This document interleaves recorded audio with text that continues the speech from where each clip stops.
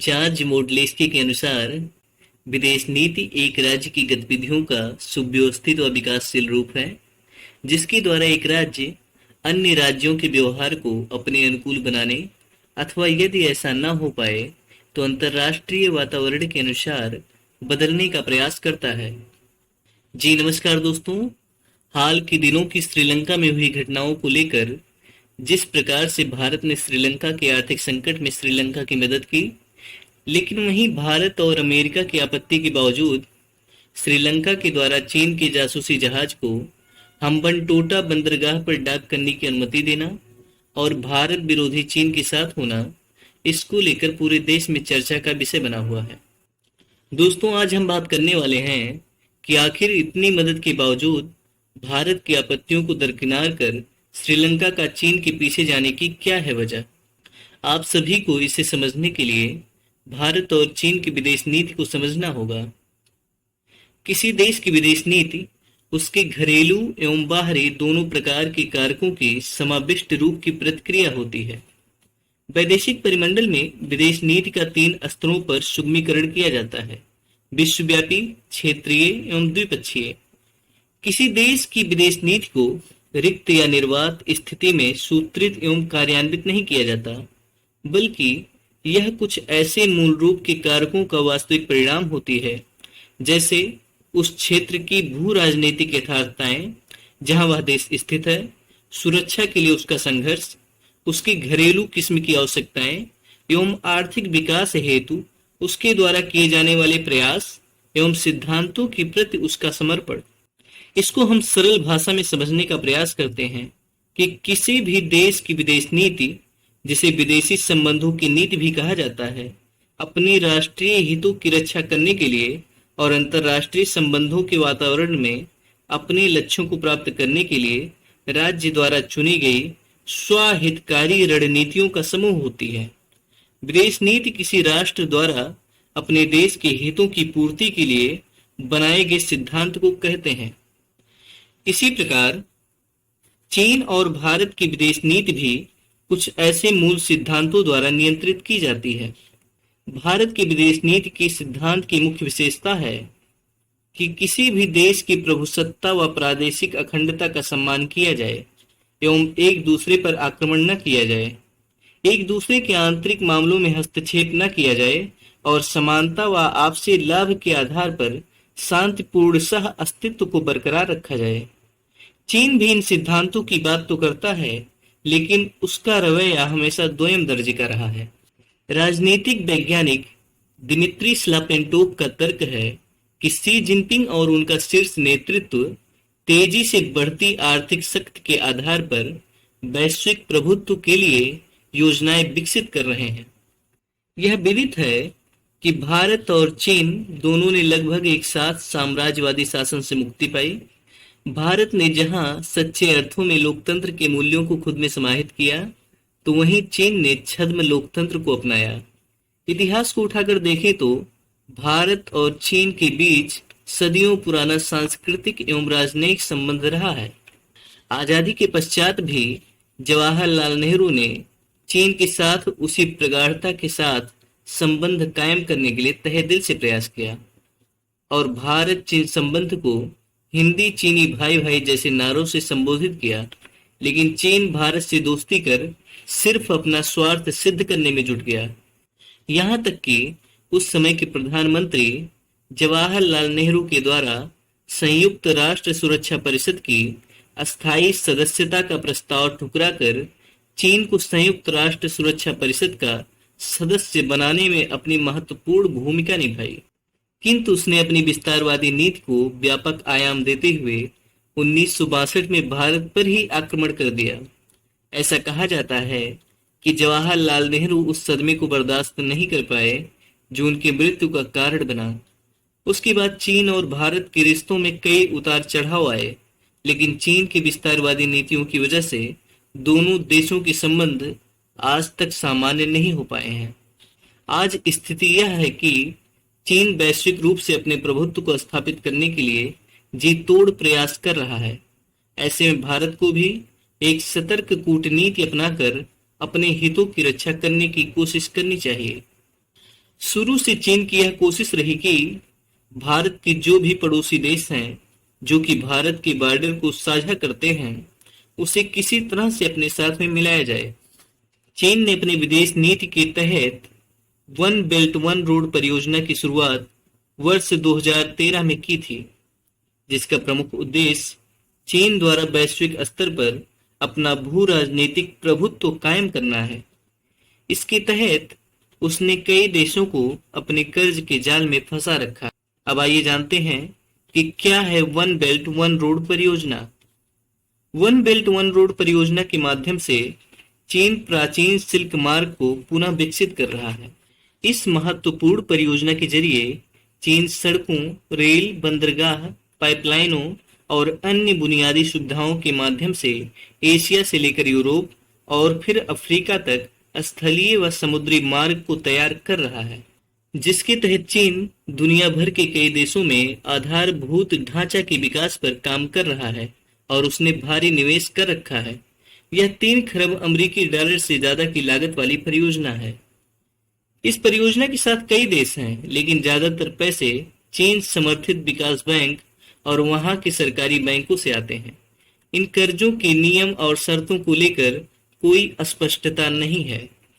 चीन वैसे तो कई देशों को कर्ज दे रखा है, लेकिन दक्षिण एशिया के 3 देश पाकिस्तान, श्रीलंका और मालदीव पर चीन का बेशुमार कर्ज है।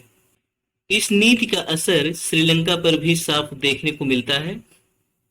चीन ने पहले श्रीलंका से दोस्ती की, फिर कर्ज देकर पोर्ट बनाया, जिस कर्ज को श्रीलंका की सरकार चुका नहीं सकी, जिसके बाद में श्रीलंका सरकार ने पोर्ट को चीन का कर्ज न चुका पाने के कारण चीन को 99 साल के लीज पर दे दिया।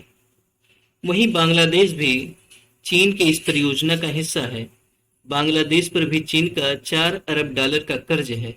शायद उसका भी हाल श्रीलंका जैसा ना हो।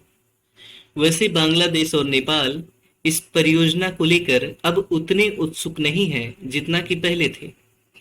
वहीं पाकिस्तान ने अपने कब्जे वाले कश्मीर का एक हिस्सा चीन को गिफ्ट कर दिया है, जहां पर चीन बेल्ट एंड रोड इनिशिएटिव परियोजना के तहत पाकिस्तान की सहायता से पाक अधिकृत कश्मीर में अपनी आर्थिक प्रगति के लिए डेवलपमेंट कर रहा है, जो कि भारत का ही एक महत्वपूर्ण भूभाग है। चीन पाकिस्तान इकोनॉमिक कॉरिडोर चीन का महत्वाकांक्षी प्रोजेक्ट है, जो पाकिस्तान अधिकृत कश्मीर और अक्साई चीन जैसे विवादित इलाकों से होकर गुजरता है। भारत इस प्रोजेक्ट का विरोध करता है क्योंकि यह पाक अधिकृत कश्मीर से होकर गुजरता है। मुख्य तौर पर यह एक हाईवे और इंफ्रास्ट्रक्चर प्रोजेक्ट है, जो चीन के कासगर प्रांत को पाकिस्तान के अरब सागर में स्थित ग्वादर पोर्ट से जोड़ेगा। चीन और पाकिस्तान के रिश्ते आज मजबूत हैं। कश्मीर में पाकिस्तान आतंकवादी गतिविधियां चलाता है। आतंकवादी संगठनों का चीन प्रत्यक्ष और परोक्ष रूप से समर्थन भी करता रहता है। डेवलपमेंट के लिए जो कर्ज चीन दे रहा है, शायद ही कभी पाकिस्तान उसे उतार पाए, क्योंकि उसकी आर्थिक हालत वैसे भी ठीक नहीं है। यहाँ तक कि कजाकिस्तान को भी चीन के कर्ज के कारण कई कंपनियों का स्वामित्व चीन को देना पड़ा। भारत को चारों तरफ से घेर लेने के चक्कर में चीन ने मालदीव जैसे छोटे द्वीप को भी नहीं छोड़ा। मालदीव जैसा देश, जिस देश की 60% आबादी प्रत्यक्ष और परोक्ष रूप से विदेश से आने वाले पर्यटकों पर निर्भर है, चीन के कर्ज का पैसा शायद ही मालदीव आने वाले समय में उतार सके। अब आइए देखते हैं भारत, चीन और श्रीलंका के त्रिकोणीय संबंध के बारे में। जैसा कि अभी कुछ दिन पहले हमने आप लोगों को बताया था कि चीन का एक जासूसी जहाज श्रीलंका के हम्बनटोटा बंदरगाह पर डाक करने के लिए आ रहा था, जिसकी हम्बनटोटा पहुंचने की तिथि 11 अगस्त थी। लेकिन भारत के अपने राष्ट्रीय सुरक्षा को लेकर आपत्ति जताए जाने पर श्रीलंका ने चाइना से अपील की थी कि इस जासूसी जहाज के हम्बनटोटा आगमन की तारीख को अगले परामर्श तक स्थगित कर दिया जाए। इन आपत्तियों के बीच श्रीलंका ने 13 अगस्त को चीनी जहाज को अपने हम्बनटोटा बंदरगाह पर डाक करने की अनुमति दे दी थी, जिसके बाद 16 अगस्त की सुबह यह जासूसी जहाज, जिसका नाम युआन वांग 5 है, श्रीलंका के दक्षिणी बंदरगाह हम्बनटोटा पर पहुंच चुका है और अब यह जहाज 22 अगस्त तक यहीं पर रहेगा। अब आइए देखते हैं क्या थी इस जहाज को लेकर भारत के आपत्ति की वजह। दरअसल यह जो जहाज है वह सामान्य जहाज नहीं है। यह जहाज 750 किलोमीटर की दूरी तक नजर रख सकता है। यही वह खूबी है जिसकी वजह से भारत इस शिप का विरोध कर रहा है। इस खूबी की वजह से यह पोस्ट श्रीलंका से दक्षिण भारत के कुछ महत्वपूर्ण और परमाणु सैन्य ठिकानों पर नजर रख सकता है। इस जहाज को लेकर भारत और अमेरिका ने श्रीलंका के सामने पहले से ही आपत्ति दर्ज कराई थी। वहीं चीन इस बात का खंडन करता है। उसका कहना है कि यह जहाज कोई जासूसी करने वाला जहाज नहीं, बल्कि अंतरिक्ष सैटेलाइट को ट्रैक करने का काम करता है। लेकिन चीन के कथनी करनी में फर्क साफ नजर आता है। चीन के इस जहाज को चाइना की स्पेस एजेंसी के बजाय पीपुल्स लिबरेशन आर्मी की नौसेना द्वारा संचालित किया जाता है और कई रिपोर्ट्स ने यह दावा किया है कि चीन इस जहाज के द्वारा जासूसी जैसे कार्य को अंजाम दे सकता है, जो कि भारत की सामरिक स्थिति के लिए काफी खतरनाक है। यद्यपि पिछले कुछ समय से श्रीलंका आर्थिक संकट से गुजर रहा है। देश में खाने पीने की चीजों से लेकर पेट्रोल डीजल तक की भारी किल्लत देखने को मिल रही थी, जिसको लेकर श्रीलंका में पब्लिक विद्रोह हो गया, जिसके बाद भारत ने हर संभव मदद का हाथ बढ़ाया। श्रीलंका को जरूरी सामान से लेकर आर्थिक मदद तक मुहैया कराई। अभी हाल ही में भारत ने 15 अगस्त को द्विपक्षीय रक्षा साझेदारी को बढ़ावा देने के लिए श्रीलंका की नौसेना को एक समुद्री निगरानी विमान डोर्नियर को सौंपा है। श्रीलंका की समुद्री निगरानी क्षमताओं को बढ़ाने के लिए भारत सरकार ने 2 साल के लिए भारतीय नौसेना बेड़े से एक डोर्नियर समुद्री गश्ती विमान मुफ्त में श्रीलंका को प्रदान किया है।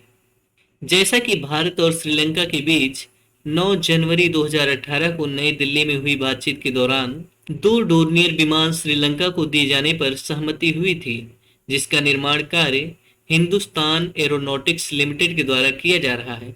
लेकिन उसके पहले भारत के द्वारा यह विमान श्रीलंका के मौके की जरूरतों की पूर्ति के लिए प्रदान किया गया है। इस दौरान श्रीलंका के राष्ट्रपति रानिल विक्रमसिंघे भी इस विमान को रिसीव करने के लिए समारोह में उपस्थित रहे। इस मौके पर आयोजित समारोह में श्रीलंका के राष्ट्रपति रानिल विक्रमसिंघे ने भारत के प्रधानमंत्री नरेंद्र मोदी का धन्यवाद दिया। उन्होंने भारत श्रीलंका संबंधों और साझा विरासत का जिक्र किया और भारत के पहले प्रधानमंत्री पंडित जवाहरलाल नेहरू की दिल खोलकर तारीफ की। उन्होंने कहा कि शताब्दी के मध्य तक भारत वैश्विक मंच पर एक अहम किरदार निभा रहा होगा। लेकिन इन सब के बाद भी श्रीलंका ने भारत के द्वारा प्राप्त सहायताओं को ताक पर रखकर चीन के जासूसी जहाज को अपने देश में आने की अनुमति दी, जिस पर पूरी दुनिया की नजर थी। आइए देखते हैं क्या रही चीन की स्पाइस शिप को श्रीलंका के द्वारा हम्बनटोटा में आने देने के पीछे की वजह। दरअसल श्रीलंका के लिए चीन सबसे बड़े कर्जदाता देशों में से एक है। चीन ने श्रीलंका में भारत की मौजूदगी कम करने के लिए रोड, रेल और एयरपोर्ट में भारी निवेश किया है। श्रीलंका अभी आर्थिक संकट में फंसा है। वह चीन से 4 अरब डॉलर की मदद चाह रहा है। इस बाबत दोनों देशों के बीच वार्ता भी चल रही है। श्रीलंका चीन को नाराज नहीं करना चाहता है, दूसरी ओर वह भारत के नजदीक भी रहना चाहता है। वहीं रिपोर्ट के अनुसार चीन ने श्रीलंका को कड़ी चेतावनी दी थी कि उनका यह कदम उन्हें बड़े आर्थिक नुकसान की तरफ ले जाएगा। श्रीलंका ने चीन से कई बिलियन डॉलर का कर्ज ले रखा है, जो कि महेंद्र राजपक्षे के समय के कार्यकाल में अलग अलग शर्तों पर श्रीलंका ने चीन से उधार लिए थे। लेकिन अभी तक यह साफ नहीं है कि किन सख्त शर्तों के आधार पर श्रीलंका को चीन ने यह कर्ज दिया था। लेकिन माना जा रहा है कि यह शर्तें काफी कठोर हैं, जिसकी वजह से श्रीलंका पर चीन ने यह दबाव बनाया। वहीं भारत ने भी श्रीलंका को कई बिलियन डॉलर की मदद दी है।